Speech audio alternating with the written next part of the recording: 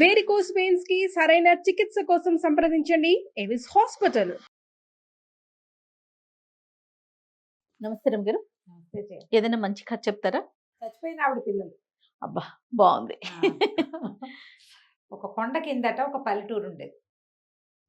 ఆ ఊర్లో ఒక అతను ఒక అమ్మాయిని కావాలని కోరి ఆ పిల్లనే కావాలని చేసుకున్నాడట. కొన్నాళ్ళకి అమ్మాయి గర్భవతి అయింది. ఒక్కో పిల్లవాడు కలిగాడు. బాలింతరాలుగానే ఆ అమ్మాయి చనిపోయింది. ఓహో. చనిపోతే ఏం చేస్తారు, వాళ్ళ ఆచారం ప్రకారం పెట్టెలో పెట్టి ఆవిడ్ని పూడ్చారు. ఇతను బావమరుదులు ఉన్నారు, ముగ్గురో ఏమో. వాళ్ళకి ఒకటే చెల్లెలు, ఇంకా ఉన్నారేమో అక్కయ్యలు ఉన్నారు. పిల్ల ఆఖరి పిల్ల. ఇతను పిల్లవాడిని మీకు ఇవ్వను, నేనే పెంచుకుంటాను, నేను ఎంతో ప్రేమించాను నా పెళ్ళాన్ని అని వాళ్ళ దూరపు చుట్టాలు ఒక ముసలమ్మని తెచ్చి ఇంట్లో పెట్టి చంటి పిల్ల పెంపకం ఆవిడతో చేయించాడు. 2 నెలలు వెళ్ళి 3వ నెల వస్తుంది. ఓ పూట ఇతను ఏవో పనుల మీద తిరుగుతుండేవాడు. ఈ అమ్మాయి చనిపోయాక ఈ దహనాలు వ్యవహారాలు అవి ఇవే కొన్నాళ్ళు గడిచింది. తర్వాత మెల్లిగా మామూలుగా రొటీన్లో పడ్డారు.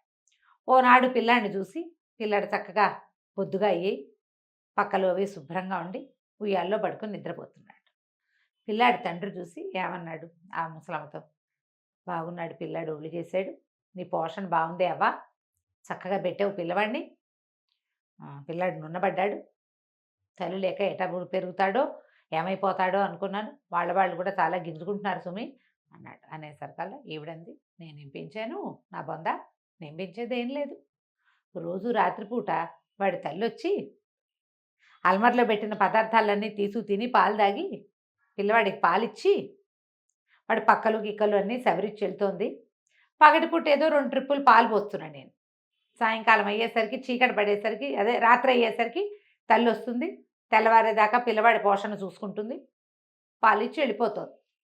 పగలేముంది 2 సార్లు 4 గుగ్గు గిన్నెలు పాలు పోస్తే వాడే పెరుగుతాడు. తల్లి పోషణ ఉంది, తల్లి పాలు తాగుతున్నాడు కాబట్టి పిల్లాడు పెరిగాడంటే తండ్రి నిర్ఘాంతపోయాడు. అటైటా వస్తుంది అన్నాడు. నాకేం తెలుసు, ఆ దినాలైన నాటి నుంచి అది వస్తూనే ఉంది, ఏమోలే నేను ఊరుకున్నాను. పిల్లాడి పోషణ సరిపోతుంది, నన్ను ఇక్కడ పెట్టావు నువ్వు, నీ ఇల్లు వాకిలి నేను చూస్తున్నాను, తల్లి వచ్చి పిల్లాడిని చూసుకుంటుంటే నే కాదంటాం ఎందుకు అన్నానంటే, చచ్చిపోయిన తల్లి వస్తోంది. సరే ఏం చేశాడు, నువ్వు ఎందుకు పోనిచ్చావు దాన్ని, ఇక్కడే ఉంచకపోయావు అన్నాడు. ఏమో నేనేం పట్టుకునేను రా దాన్ని, అందుకే నేను పట్టుకోలేను, నువ్వు భయస్త్రాలువి, నేను పట్టుకుంటాను అన్నాడు. సరే అనుకున్నారు. ఆ రాత్రి యథావిధిగా తల్లి వచ్చింది. అల్మార్లో ఆలుగడ్డలు ఉడకబెట్టినవి, పాలు తోడు పెట్టకుండా ఉంచినవి అవన్నీ ఉన్నాయి. శుభ్రంగా అల్మార్ దగ్గర నుంచుని అమ్మాయి ఆ ఆలుగడ్డలు తొక్కులు వలిచి శుభ్రంగా 4 ఆలుగడ్డలు తిన్నది. ఓ గ్లాస్ పాలు ఉంచుకుని తాగింది. అద్దంలో చూసుకుని మొహం తుడుచుకుంది.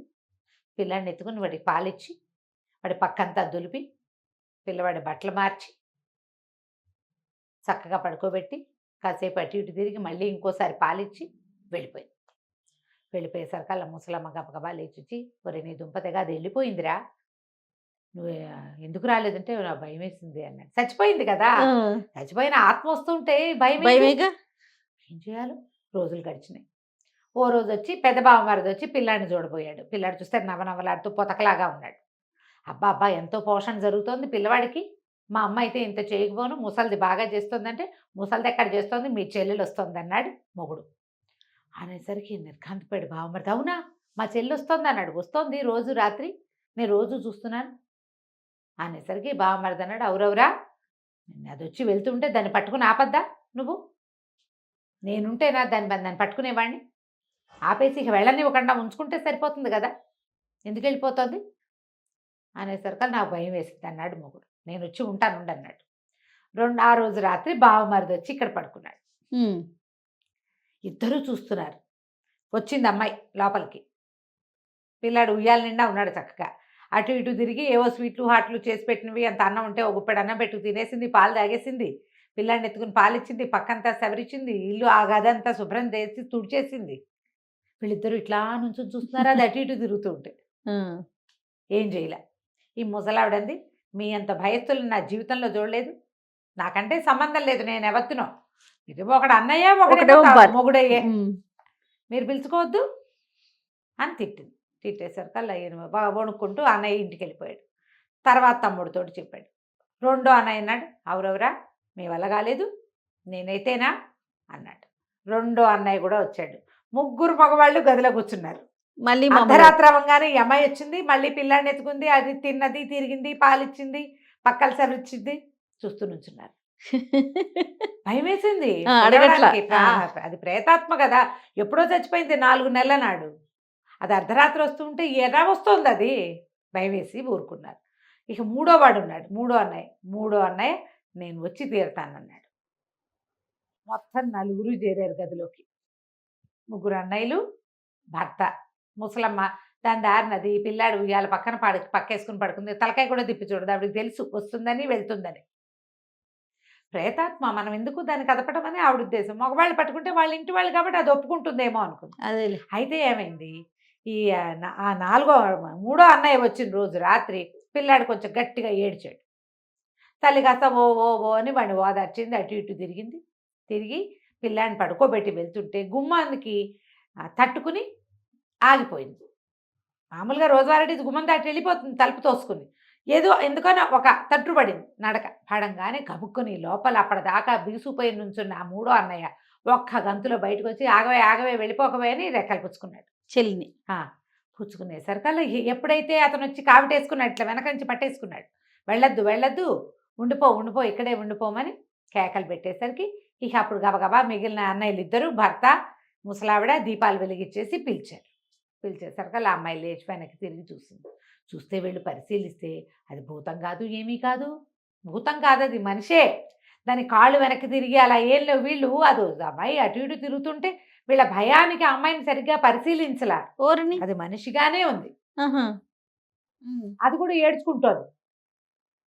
ఏడుస్తుంటే ఎందుకే ఏడుస్తున్నావు, ఎందుకు వచ్చావే అంటే, నేను అసలు చచ్చిపోలేదు, ఆ పురిటింట్లో పిశాచాలు మాట్లాడుకున్నాను తీసుకుపోయి వాళ్ళకి పని చేయటానికి కావాలి, బాలింతరాలను అయితే సులువుగా పట్టుపోగా అప్పుడు దొరికిపోతారు, అందుకనే బాలింతలు బలహీనంగా ఉంటారని ఆ రోజుల్లో గుమ్మాలు దిగనిచ్చేవాళ్ళు కాదు. అవును, బయటికి వెళ్ళనిచ్చేవాళ్ళు కాదు. వాళ్ళేమో పట్టుకుపోయాయి భూతాలు, నన్ను పెట్లో పెట్టి తీసుకుపోయినాయి, నేను వాళ్ళ కిందే ఉన్నాను, పిల్లాడని బతిమలాడితే నన్ను రాత్రిపూట వదిలిపెడుతున్నాయి, వాటికి నచ్చజెప్పుకుని వస్తున్నాను రోజు. ఇప్పుడు ఈ రాత్రి తెల్లవారితే భూతాలన్నీ ఈ ప్రాంతం వదిలిపెట్టి వేరే ఎక్కడికో వెళ్ళిపోతున్నారు వాళ్ళు, అందుకని ఇదే ఆఖరి రోజునే పిల్లాన్ని ఎక్కువసేపు ఎత్తుకున్నాను నేను, వాడు ఏడ్చాడు, నేను ఏడ్చాను అని చెప్పేసరికల్లా వీళ్ళు ఏం చేశారు, తెల్లారేదాకా అమ్మాయిని వెళ్ళనివ్వల. భూతాల లెక్క ప్రకారం ఏమిటి, అది గడప దిగి వచ్చేయాలి, గడప దాటిందో ఇంకా వాళ్ళదే పెత్తనం. ఈ లోపల తెల్లారిపోయింది, ఇక భూతాలు వెనక్కి రాలి, అవన్నీ వెళ్ళిపోయినాయి, ఈ అమ్మాయి ఇక్కడే ఉండిపోయింది. అప్పటికి చచ్చిపోయి 4 నెలలైంది. ఆ తర్వాత శుభ్రంగా మొగుడు దగ్గరే ఉండిపోయి 6-7 పిల్లల్ని కందిట.